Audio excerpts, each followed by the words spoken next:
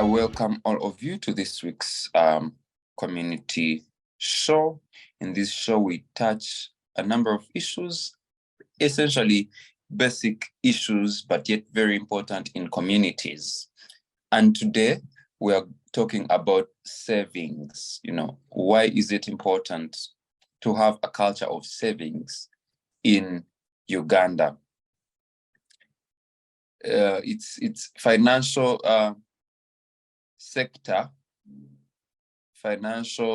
deepening Uganda has reported a research that was carried out saying only 54% of people in Uganda, adults, okay, are able to save on an average 6,000, and they were referencing a report by FinScope report, okay?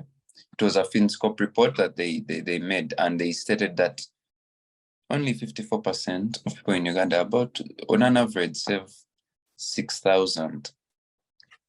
Now, that means that they have aggregated even the other big people who save, the rich people and all that, and divided their money with many of us who don't even save.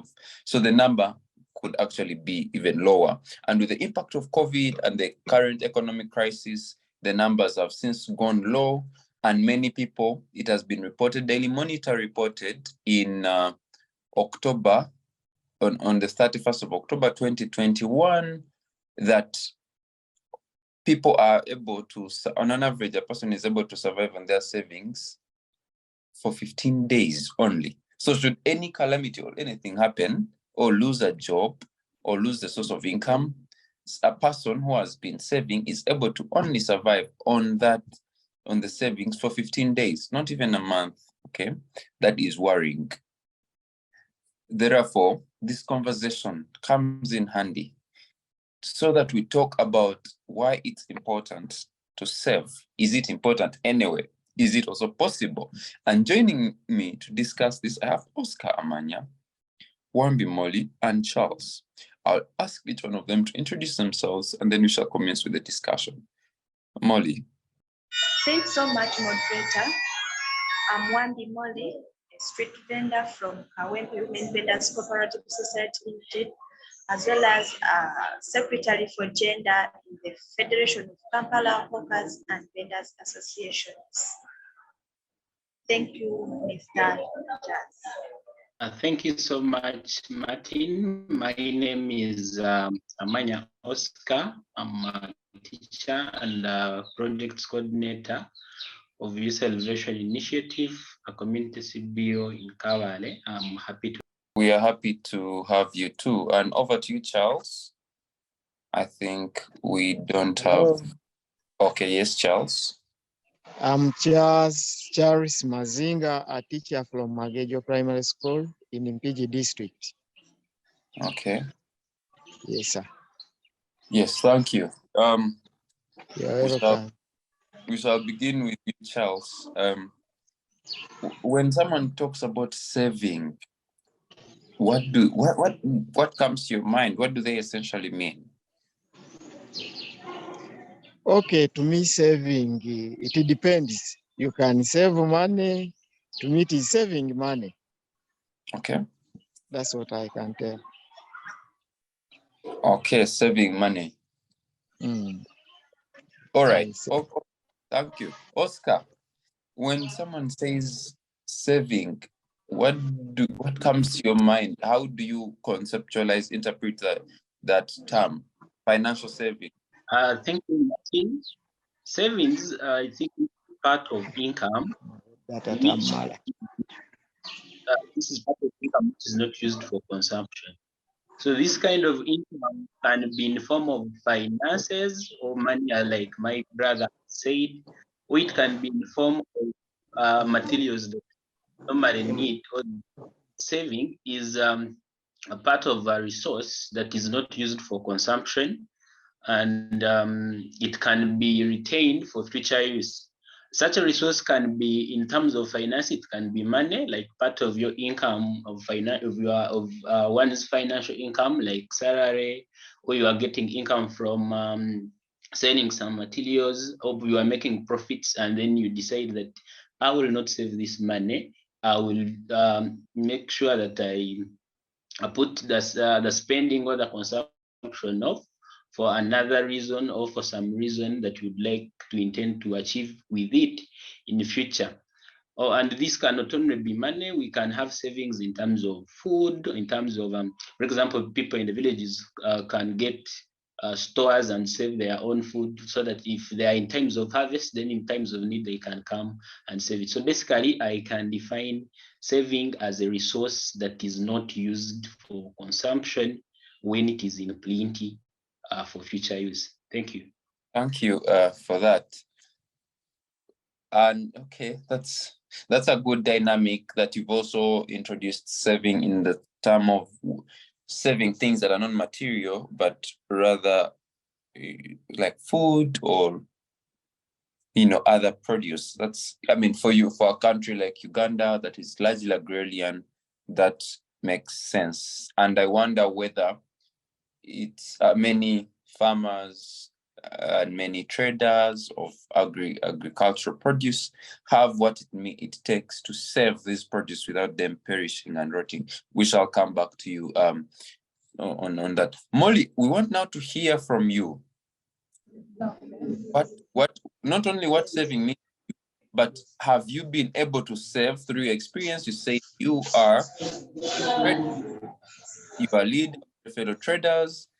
Have you been able to encounter a situation that necessitates you to save? You could help us share your story, in your saving story, yours and your group. Okay. Thank you, Mr. Martin. As a woman leader, we have a saving group in Kawempe, the one called Kawempe Women Vendors Cooperative Society.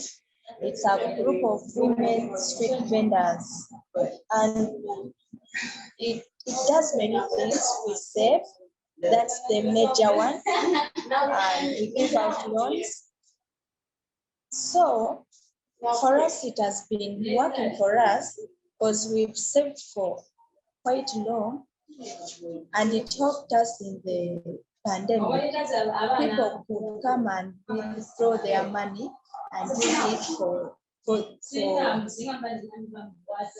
the pandemic to get something to eat or to feed their families. So it worked for us, and I continue emphasizing my fellow women to save.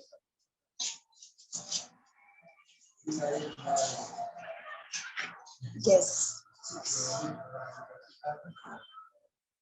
Okay, that's thank you for sharing that. The fact that you, with your group and yourself, have you been able to save? Yes, I do save. When do you time of saving, and when do you reach and you're like, you know what? How do you save? Pardon? How pardon. How often do I save? How often do you save? Are you also in the area of 6,000 that they're talking about? No. For me, we save weekly. Okay. And we sometimes you go with something like 20, you save, because we are low earners. Okay. You save 20 a week. Okay. Yes. And okay, we shall come back to you to give us more advice and understand how yours works after saving. How do you ensure safety of that money? How do you ensure transparency, that to be able to account to your colleagues, etc. Now I want to come to you, Charles. Give us your savings, story. Do you have a savings group, or are you able to, in one or the other, save? Please let us know how that has worked out, and why is it important for someone to save? call for a group to save. Okay, Oscar. Yes, Charles. Thank you, sir. Now, as I told you, saving, I have a saving circle in my community. It is called Kamengo Luganda Vita Saving Group, where we save our money. For us, we save, being a teacher, I save according to what I earn. We save monthly. I can save 50,000 or 20, something like that. Then this saving group, it's very important for us in the community.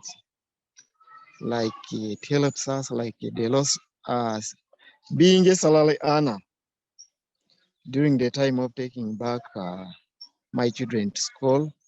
I can go to my saving group. I borrow money on low interest so that I could take back my children to school. Okay, thank you very much, Charles, for that.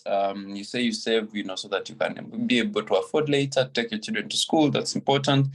Oscar, tell us, why is it important to save? Thank you so much, Martin. That is a very good question.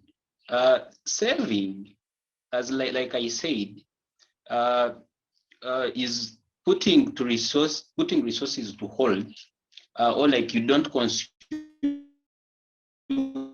what you have in plenty so that you could use it for. My comrade Charles has said, most people will save for times where they think they will need resources when they don't have them in plenty. For example, if students are going back to school, most families and most parents always struggle finding that kind of fees. So payment of such school fees would mean that people should go and find where they can get money. Most people would go for loans. If those are interest rate, and even when you're saving, some people can raise those the whole amount of fees from what they save monthly or periodically. Another reason as to why people should save at times of emergencies. In most cases, in villages or in these rural areas, most people are in groups of saving for times of emergencies. People have unfortunate events that happen to them. People can fall sick. People can, lose a relative. People can go into a lot of situations that need them to have financial emergencies. And you find that the process of going for maybe a bank loan or a financial loan or something of that sort would take very long, rather than somebody who has savings would just go and withdraw these savings and use it for that emergency, or go to a savings group which can be locally available and get this kind of financial help. Another reason as to why people save is for investment. For example, it is very hard to create capital at a go. For example, you cannot invest all your salary at once when you receive it. So you have to make sure that if you want to start something big, if you want to start a business, you have to, and you are a salary earner like me, then you have to save proportionate amounts of money so that at the end of the day, you can gather some good money that can make up a good business or a good startup where you can invest and get more profits. Otherwise, capital creation is impossible without savings. That's what I can give for now. So it has, thank you for that. So Oscar, you largely talk about personal savings, a person saving as an individual and maybe keeping the money themselves, etc. But as we've come to realize that the trends are changing, mainly in Uganda, where you have very many circles, those sort of social savings groups where people save in groups, okay? And usually in communities, things like that, depending, like Molly said, they also have their own kind of circle. So there's the savings groups. Of course, although a circle can also be different from a savings group, etc. But the savings groups that essentially encourage people to pull money together so that they save, okay, for further use or to save, to invest. And this is where I want Molly to come in. We're seeing a big trend of people not just saving individually, but saving as groups. What are the benefits of saving as a group, dear Molly? Thank you, Mr. Martin. The benefits of saving in a group, you cannot save, for instance, when you need to buy land, a piece of land, you cannot save that money in a little time and get it. So when you are in a group, you save. Being in a group, it's easy for you to save money and get a loan, and you purchase the land, so you pay back in installment. Again, when you are in a saving group, you can that group is your how do you call the when you need to get a loan and they ask you for someone to stand there for you. Yeah, they can be your guarantor. The guarantor, yes. The group is your guarantor, because when they need to trace for you, the group is there always. It's not easy for us to give out loans to people and trace for them, but for the group it's easier. Then when you need a bigger amount of money from the bank, you go as a group. You put there your documents as a group. You get money and you invest in your fellow women or your group. It's easy. It cannot be easy for you as an individual to go for a bigger loan in a bank. They need mortgages. So for the group, it's easier. Then for me, for our group, we need to grow that group bigger in terms of money, because we need to start giving out loans to other people, and we increase on our capital for the group. That's it, Mr. Martin. Thank you very much. Molly, is yours a savings or it's a circle? No, as per now we are in a cooperative. Okay. It's not a circle. Okay. Yes. Oh, for our viewers, I would like to give you a context of what a circle is, cooperative. So many circles, circle is essentially, circle means savings and credit cooperative organizations. These are usually groups of voluntary associations where members regularly pool their savings and subsequently obtain loans, which they use for different purposes. So they pull together money, it accumulates. Usually if they are keeping it in a bank account, it accumulates and generates interest. A member can borrow money, okay? Part of the savings, of course they save, but also a member can borrow money from that savings and credit, organizations or cooperative, name it. They can borrow money at a very low interest rate, because ideally these circles are supposed to uplift day-to-day people in their communities, as opposed to banks whose obligations are usually profit-driven, etc. These circles are usually to uplift the standards of people in the communities. So the people borrow at reduced amount, reduced interest. Even that interest is paid back to the circle to generate more money for the circle. So people always borrow like that so that they uplift themselves and are able to do mainly businesses, because SACCO money is usually also there are conditions attached to them depending on the bylaws or the constitution of the particular SACCO, but many times it is for development purposes. So that you borrow money, you go put in your business or things like that, and then you pay back with some interest, some small interest, which is again put so that people borrow. It's like it's sort of a revolving fund. And these SACCOs are helping a lot to uplift people from poverty in Uganda, and have been largely encouraged. And in fact, the government has put in place laws to protect and encourage savings in SACCO forms. Yes, so I want to come to Charles. Please, if there are tips you can share with us of how people can increase, their savings. We've seen that it's not easy to save individually, but even as a group, there are still very many challenges. So how can people save more? Save as a group. Okay, as a group.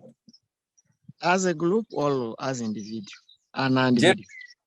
Generally, whichever you choose. Yeah, you can advise on how as an individual and also as a group. Okay, the benefits. Okay, yeah. Okay. One as a group or one individual, it brings cooperation among the members.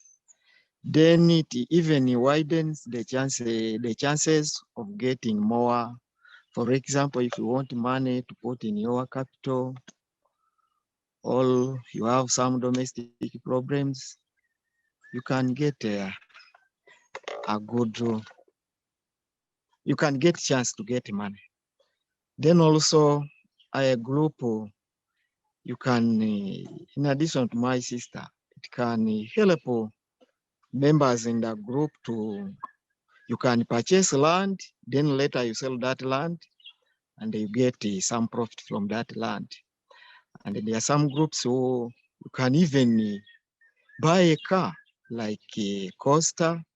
That Coaster can help the group to bring some income so that you keep on growing instead of depending on individual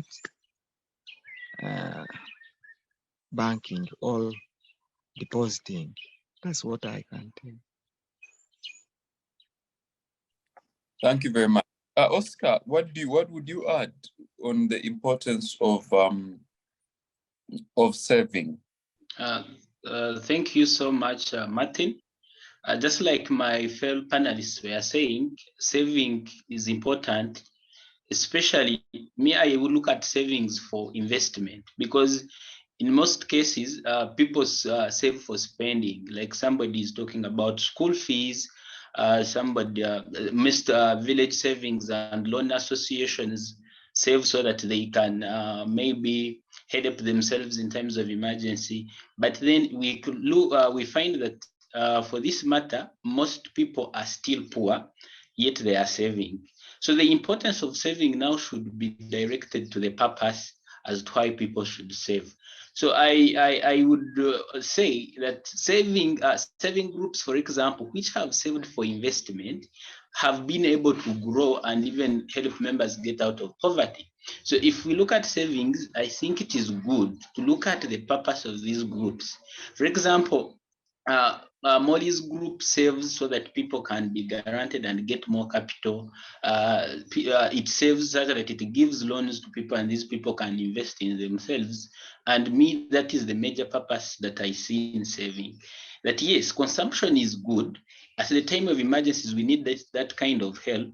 But then we cannot always run to use these very savings without increasing their amount only for consumption and maybe times of emergency. So the most important thing about saving is saving for investment, so that people can grow economically, incomes can increase, and in the long run, these very savings can also be there. That even at times of need, people can always know that we are saving this amount of money for emergence, just because the amount of savings accumulated from investing more are enough to fit such kind of purpose. So one of the biggest importances of savings is that it enables you to create capital in a short time that would help you to invest and create more income for these other purposes. Thank you very much for, of course, highlighting the importance of savings should be indeed to be used as capital to generate more income. Molly, do you have anything to add?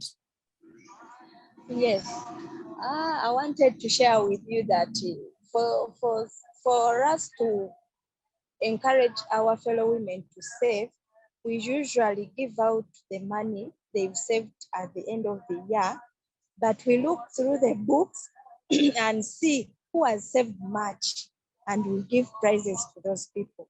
So it makes these other people who have saved little to pull up their socks next time and save much for the future use.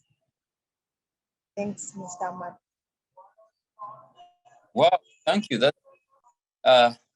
That's important, and that adds to the context. Now, as we near the end of this rather short program where we have been receiving practical tips on how to save, I want to ask generally all of you, when should one get the need to start saving? When do I need to say, you know what, this is it, I think I should start saving? Molly. For me, I think that there is no need of thinking that when should I start. You just start there and then, because we need saving, we need money, because every time there is need of money. And like the other past years, the 2 years, we got a pandemic. So people who are not saving, they faced a lot of challenges and problems. They ended up dying, they ended up stealing, they had nowhere to get food. So the moment you are alive, you need to start saving. There is no need of someone to tell you that start saving, you save. For me at my home, my girls save in those small boxes. I teach them how to save, because tomorrow we shall need money and I have little. They add me and we purchase something we are in need of. So the moment we are alive, we need to start saving. Thank you very much for that. It's quite important, and you've brought in the issue of the pandemic. People who didn't save, 57% of Ugandans were not able to sustain their livelihoods, their lifestyle, just after 1 day, of the pandemic. Just after 1 day, 55 were not able to sustain. And some who had, of course, saved little were able to sustain themselves for at least 15 days. But even those ones were not able to sustain themselves, beyond 15 days. 81% were not able to sustain themselves beyond 15 days. So yes, to you, Oscar. I asked the question earlier, but also I want to add how important, what would you advise, saving as a group or individual saving? Bank, or what would be the best option that you would say, this is the most reliable way of saving? Okay, thank you so much. I would like to start with the later question about which one would be the best way to save. Basically, there are very many options to save these days. There are what we call digital methods. There are those village savings and loan associations. There are circles and banks. So the best method to save is personal. It depends, for example, on the amount you want to save or how much you'd like to save. But for a rural community like the one I come from, it might be very hard for somebody to access maybe a bank, but those village saving associations and loan associations are very close, because these are people that you live with, the people that are within your community. So for people who are in rural communities, that would be good for them, so that they even not only save, but they can increase their chances of getting the loans and the services at a low interest rate. Another good method that has come upon us is digital saving solutions. And I would encourage them, for example, mobile money. People can save using mobile money. People can save using applications on their phones, but especially mobile money for all people, because any phone can use mobile money. If I talk about applications, that means we shall only look at those people with smartphones. So saving products on mobile money are very many. We have more cash and very many savings. And why I like them is that some of them have what we call automatic saving. That most of us, when we have money, we always feel like this is money to spend. And that is what one of the things that is hindering actually savings. So to be able to bring out more people to save, if you have an automatic saving way, for example, money is in your phone, you set and say, maybe every end of the month, this money should be deducted. That this will be money going direct to the savings, minus coming into your hands, so that you could actually use it for some other reasons. Because one other hindrance of saving is unplanned spending. That most people, as long as they have money and they see something, even if they have not planned to spend on it, they will do it, spend that money, and at the end of the day, they will not save. So if you have something that gives you an automatic deduction for your saving, for example, maybe after you receive money on your mobile money, every transaction, maybe they get 500. So you find that it becomes first of all, it becomes very flexible, that at any time you can save at any time of the day, and that it won't tempt you, it won't let you get that money that was supposed to be for savings to last longer in your pocket, so that you can spend it without a plan for it. So me personally, if somebody is in the village, I would encourage them to use village savings and loan associations, which are very many, by the way, or use the fintech solutions that we have, especially on mobile money, because I think everyone can access a small phone and can access mobile money services. Then about your first question, could you please repeat that? How much is enough for one to save? Okay, thank you so much. How much is enough for one to save? Basically, there is no amount that is so small that you cannot save it, just like there is no amount that is so small that you cannot spend it. So you either choose to save or to spend. As long as you keep with the money, then it means you are going to, as long as you use the money, then you have spent it. So every little amount of money could be saved. The only thing that a person needs to have is financial discipline, to know that this is money that I will save, and this is money that I will spend. That's what I was talking about planned spending. That as long as you have, even if it is 1,000, plan to spend 700 and save the 300. And there is a common saying which everyone knows, that one by one makes a bundle. So you should not think that I should get 1 million, or maybe I should be earning 1 million and above to start saving. No, save the little that you have, so that you can use it in future for those uncertainties that people were talking about, and more for creating capital, so that you invest in yourself and get more money. So I cannot say 300, I cannot say 1 million, I cannot say 10 million, but as long as you feel the urge to save, or as long as you receive money, please make sure that a proportion of it is saved and only spent when you have what you have planned to spend on. Thank you very much. Charles, what is the best way people can save, through groups, individually, or in your own perspective? What have you seen working and how much is enough to save? Because the first one is, it is easier when you are in need of getting a loan, they are nearby. And we know each other, even our source of income. When you ask amount, they can know that Charles can afford to pay back this amount of what? Income. And in rural areas, there is a culture. When in time of sorrow, these members, they can contribute some condolence fee so that you can go slow during that time. Then you asked about how much should one save. To me, it depends on how much you get. Maybe for us in our circle, we save monthly. So it depends how much you earn.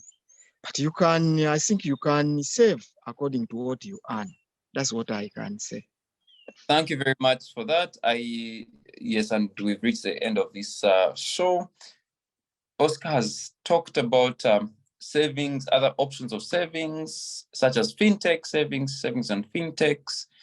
And also, I would also like to introduce another one called investment clubs. Investment clubs in Uganda have become quite common, and investment clubs are largely informal, groups where people on trust level form these clubs and invest money. Usually they put that money in a pool of any financial institution, name it. And usually this attracts interest, there are very many. Britam, almost every bank also has a savings club where they have offers for savings clubs, and this generates interest. That is also a very good way of savings. Molly, you had something to say briefly? Oh, what I wanted to say, it's better for people to save in registered groups because their money is secure. Yeah. People usually save in cash rounds and people run away with the money. They take off. The moment they receive that big money, they take off. So it would be better for people to save in groups which are registered. And lastly, in our group, we do save in two categories. There is that fixed category whereby someone saves money for at least a year and take it when it has grown big. And there is another category where you save the moment you get something and you are in need of money, you come for it. That's what I wanted to share with you. Thanks, Mr. Martin. Thank you very much. And, thank you, viewers, for being a part of this show. We encourage all of us to save. As little as we get, we should also save a portion of it, because tomorrow is not guaranteed, and you never know. How much you would need your savings. For people who are employed, of course, there is the retirement, the savings we put in retirement, but it's also important. That is regulatory. Almost every employer does that. Those ones who are not, who do not have employers per se, please also contribute to your retirement benefit schemes, but also importantly, to save in the different ways you can.